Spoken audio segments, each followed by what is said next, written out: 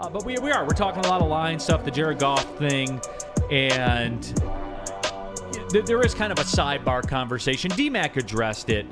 I really like the way that Jared Goff and Dan Campbell have kind of brushed off this Jameson Williams tweet story that was like, what was this, like 2 months ago? But all of a sudden now it's kind of getting a second wind and stuff like that. It is funny, and this is where, look, I'm in it, and I work in it, and I have a lot of friends, good friends that are in it.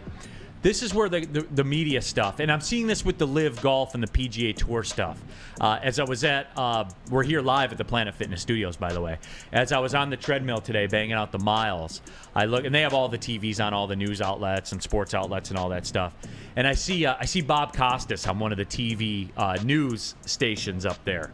And he's up there talking about Live Golf and PGA Tour because, I go to Bob Costas for my golf information, number one. And this is a great opportunity for all those, those pious media members to parachute into a golf story like Bob Costas and get their thoughts out there with what they take about this tweet thing. This is another opportunity for media to kind of parachute in. This is an older story. We know what the story is. I like the way Goff and Campbell handled this perfectly. And you talk about the maturation of Jared Goff and the leadership of Jared Goff. He's like, hey, he likes Jameson Williams likes Lamar Jackson. I got receivers that play for other teams that I like too. Like they're the same as it's not an issue. You don't make it an issue, right? Right. You know what I'm saying? But that's leadership, and you know what? Quietly, he is Goff that quiet leader, even too more so because don't we look at him like that? Soft-spoken sort of L.A. West Coast, doesn't really care. Like the carefree, but he definitely does. I mean, it sounds more too like he's truly one of the big leaders in that locker room, and this coming out just proves it. No, it does, and I just that's a master's class on how you do that because D-Mac, you've heard me say this before, like when you have things that happen, and this is something I learned from the leadership I worked under at Oakland in the past, is you go out. Greg Campy's big on this. Like when you have things that happen, you go out and you address it because then where do you have to go? Like if you stand up there and you answer the questions, then what? I call it you're taking the air out of the balloon.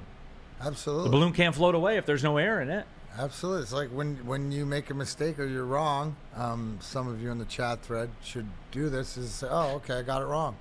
Take the power away from it. Now what are you going to say? And that's it. Like, it's very easy. It's very easy to figure out. And, I just like the way that they handled that. The line by Goff was great, though. I have receivers that are on other teams that I'm friends with, too. You guys must be bored. You guys must be really bored. WoodwardSports.com chat thread, though, talking about the whole Jameson Williams liking Lamar Jackson's tweet thing. Burberry Terry said he loves J-Mo, though, right? You see him run these routes, you see these clips and the impact he's had on the football field. I would love him too, especially if I were a quarterback, man. So, again, there's not a lot there. I don't think that there's a lot there. Are we able to move past this? Flan, are we able to move past this finally or what? I think with the way that Jared Goff and Dan Campbell handled the question, being very firm but not being a dick about it as to not sound defensive or anything like that, I think it's more of a nothing burger than a lot of people are making it out to be. I think the one reason why people won't be able to let this go is because Jameson Williams really hasn't played a whole lot with Jared Goff, and he's not going to play for the first 6 games of this season. But once Jameson Williams goes out and has that first 100-yard game, I think that's when it will finally be put to bed for some people. All of us, I mean, I don't care. You don't care. No. D-Mac, you don't care. JB Smoove, I'm sure you don't care. It's a nothing burger, and I love the way that Campbell and Goff handled it. Yeah, and look, I've been consistent, too, with the Jameson Williams thing.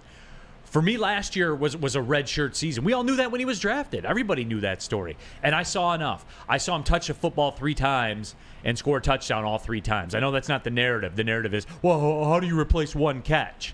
I mean, yeah, you can say it that way, or I can say it, he touched a football 3 times and scored a touchdown all 3 times. Because it's true. Yeah, I don't know if – I think there's a narrative that's a little bit in between. I know we've already discussed this. I don't think it's how do you replace one catch. It's my antennas are still a little bit up that he only had one, albeit his best play of the season was called back. I'm just saying though, I expect him to be very, very good when he comes back. Hopefully a star. I think that's his seat. Absolutely. Has to be.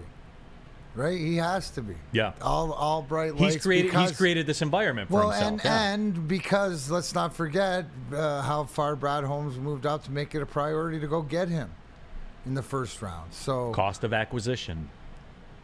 Boom! I couldn't have said it better myself. Thank you. Cost of acquisition was great. So, that's what it is. It will be a big season. We'll have a lot of time to talk about Jameson Williams and the expectations and all that kind of stuff. Mike G says, I want to put Cat Spot in the camel clutch, break his back, and make him humble. We need Cat. This show needs Cat Spot 9,000. Absolutely. We do. So...